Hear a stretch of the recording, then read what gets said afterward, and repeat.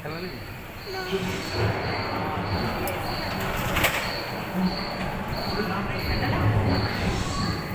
हैं कि 460 करोड़ वर्ष पहले प्रचंड धूल के बवंडर से हमारे सौर जगत का जन्म हुआ। धीरे धीरे पृथ्वी शीतल होने लगी, बहुत सारे गैस बाहर निकलने लगे और पृथ्वी के चारों ओर वायुमंडल के रूप में छा गए। इन गैसों ने बिजली की कड़क और बादलों की गरज से मिलकर एमाइनो एसिड का निर्माण किया। प्राय 350 करोड़ वर्ष पहले प्रथम एक कोशिकीय जीव की रचना हुई। लगभग 280 करोड़ वर्ष पहले स्टोमैटोलाइट में प्रकाश संश्लेषण के द्वारा वायुमंडल में ऑक्सीजन को मुक्त किया। वायुमंडल में ऑक्सीजन के स्तर में निरंतर वृद्धि से 120 करोड़ वर्ष पहले एक से अधिक न्यूक्लियस वाले बहुकोशिकीय जीव का जन्म हुआ। इस क्रमिक विकास से ही ब्लैक बॉल, जेलीफिश, स्टारफिश, नॉटिलॉइड से सागर के किनारे वाले अंचल में पौधे लहराने लगे। बहुत तेजी से विभिन्न प्रजातियों की कई मछलियां विकसित हुई। यहाँ जो विशाल मछली दिख रही है उसका नाम है डार्विनियस।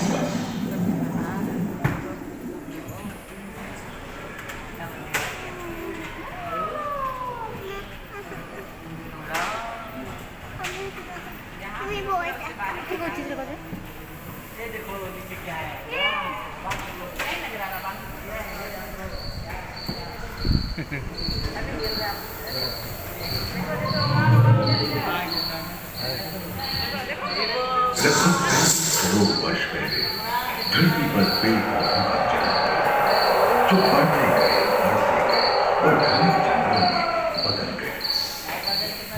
घूम, मकड़े, आदि पंखहीन पतंग एवं इक्तियोस्टेगा जैसे उभयचर प्राणियों का आविर्भाव हुआ। सरसृप जैसे स्तनपायी डायमेट्रोडोन प्रकट हुए, जिसकी पीठ पर नौका के पाल की तरह एक अंग था, जो ताप को नियंत्रित रखने में मदद करता है। सरसृप की तरह ही एक अन्य स्तनपायी प्राणी साइनोमेट्रिस इस दिन काफी प्रभावशाली हो उठा था। इसकी विशेषता कुत्ते से बहुत मिलती थी।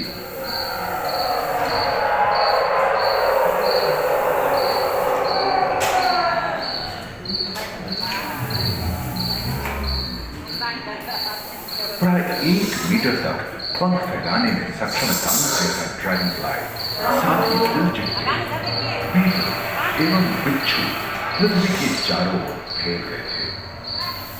धरती में पाए जाने वाले अधिकांश कोयले ही कार्बोनिफेरस युग के मृत पौधे से उत्पन्न हुए थे, जो कि धरती के अंदर दब गए थे। उन दिनों पृथ्वी के 1/3 हिस्से में एकमात्र महादेश था, जिसे पैंजिया कहा जाता था। जलवायु गर्म रहती थी। भूभाग पर प्रागैतिहासिक सरीसृपों का ही शासन था, जिन्होंने शुष्क जलवायु के साथ खुद को ढाल दिया था।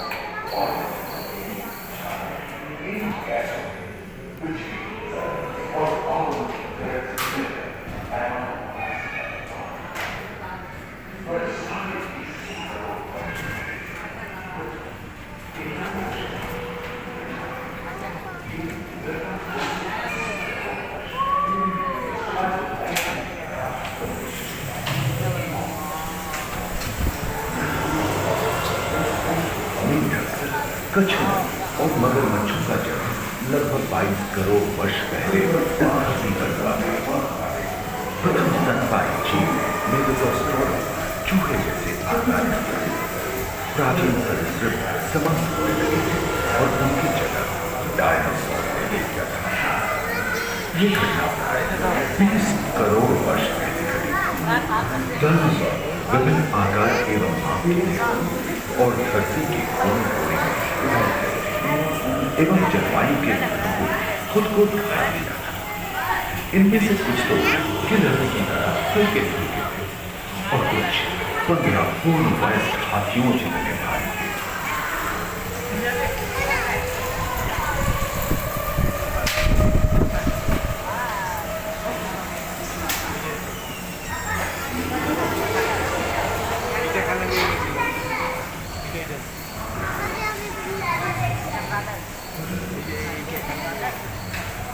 कुछ 4 पैरों से चलते थे तो थियोलोफाइटल्स 2 पैर वाले डायनासोर।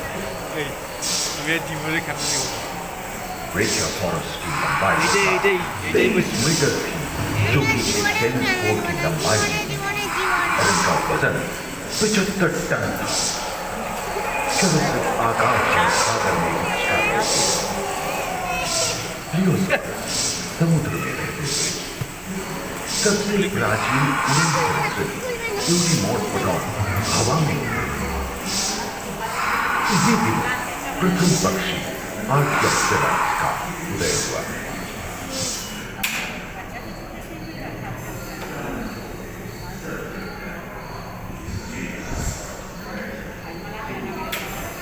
अगले 10 करोड़ वर्षों तक, यानी जुरासिक के अंतिम चरण से क्रिटेशियस युग का प्रथम चरण तक डायनासोर के लिए स्वर्णिम युग रहा। जलवायु में नमी की मौजूदगी से पृथ्वी पेड़ पौधों से भर उठी थी।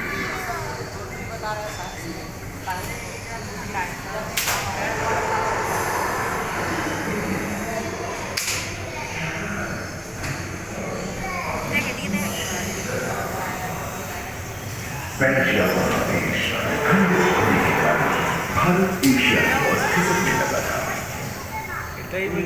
महादेश प्लेटों में हलचल होने से ज्वालामुखी के रूप में लावा निकलने लगी। इसके फलस्वरूप आए भूकंप से विभिन्न भौगोलिक आकार एवं आकृतियां निर्मित हुई।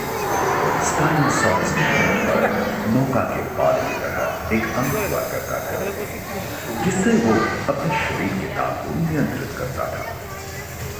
वेलोसिराप्टर, गैलीमाइनस एवं ओविराप्टर जैसे छोटे डायनासोर तो ओलंपिक के तेज धावकों की तरह दौड़ सकते थे।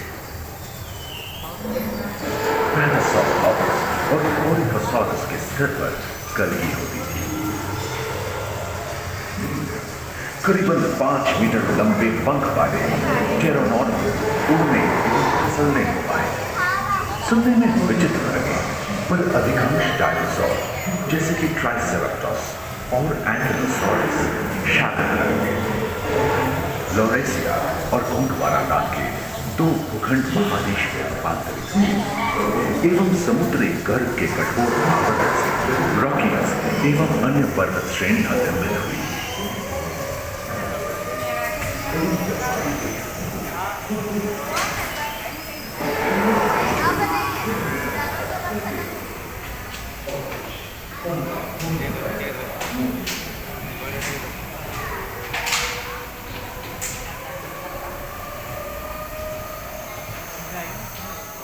भूमध्य रेखा के पास आबहवा में उष्णता बनी हुई, परंतु नदियां सूखने लगी थी एवं जंगल कम होने लगे थे।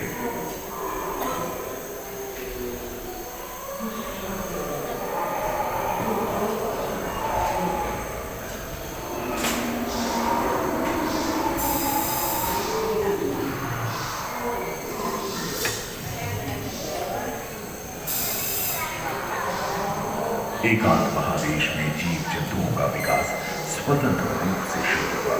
सबसे पहले पुष्प वाले पौधे धरती पर विकसित हुए एवं परागण के लिए कीट पतंगों के साथ संपर्क स्थापित हुआ। वे तेजी से धरती पर बढ़ने लगे। इसी समय पहली बार धरती पर सांपों का जन्म हुआ।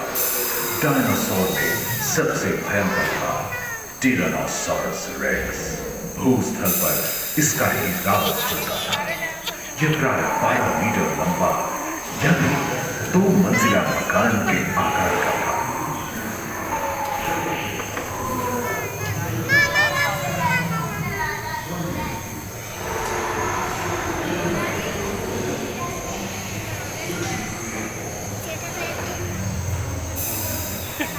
इनके हमले से बचने के लिए शाकाहारी एंकिलोसॉरस अपनी पूंछ के मुद्गर का इस्तेमाल करते थे। सभी डायनासोर प्राय 6.5 करोड़ वर्ष पहले ही विलुप्त हो चुके थे। आखिर क्यों? एक अनुमान के अनुसार एक बहुत बड़ी होलिका पृथ्वी से जा टकराई, जिसके फलस्वरूप उत्पन्न धूल के विशाल मेघ ने हजारों वर्षों तक सूरज की